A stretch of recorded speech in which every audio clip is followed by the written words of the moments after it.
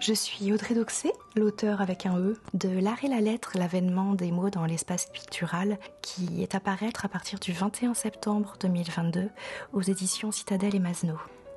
Alors ce projet, il propose de parcourir l'histoire de l'art, notamment à partir du XXe siècle et jusqu'à aujourd'hui, par le prisme de la présence de la lettre et des mots dans les œuvres.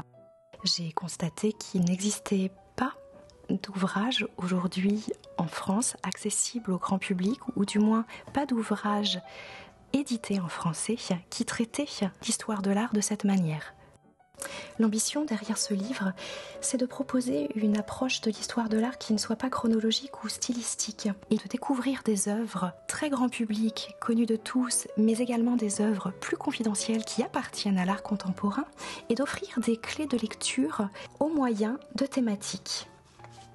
Les académismes ont souvent éloigné les disciplines, et dans cette volonté didactique de rendre accessible le propos artistique et le cheminement créatif des artistes, ces thématiques que j'ai développées, elles m'ont donc permis de faire se confronter des œuvres qui n'avaient jamais été mises en relation grâce à leur point commun qui est la lettre. De cette manière, j'ai pu décloisonner les pratiques artistiques entre elles pour permettre aux arts graphiques, aux arts plastiques, aux arts de la rue de se rencontrer au sein d'un même ouvrage.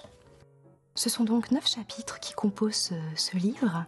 Les premiers tenteront de retracer l'histoire de l'écriture afin de comprendre le lien étroit qu'entretiennent l'image et la lettre, afin de se saisir également de la multidimensionnalité de cette lettre, puisqu'une lettre a une dimension visible, mais également lisible et dissible. Les chapitres suivants sont alors des chapitres thématiques parmi lesquels le mot est utilisé comme matériau plastique en tant que tel. Également un chapitre qui va traiter de la frontière entre le lisible et le visible dans la lettre. Par ailleurs, une thématique qui traitera de l'interdépendance des formes de narration, mais également toute une partie de l'ouvrage va être dédiée à l'empreinte du corps dans la lettre.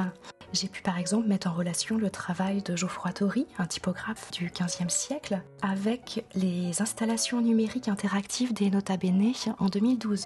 Le livre propose également d'apprécier la lettre en dehors du cadre pictural attendu, c'est-à-dire la lettre dans l'espace, où on va pouvoir retrouver les anamorphoses de Georges Rousse. Et puisqu'il est question d'art contemporain pour beaucoup des œuvres présentées, un chapitre dédié à la société de consommation. Et enfin, une dernière partie qui vise à présenter la manière dont le texte est utilisé au service d'une création d'œuvres engagées.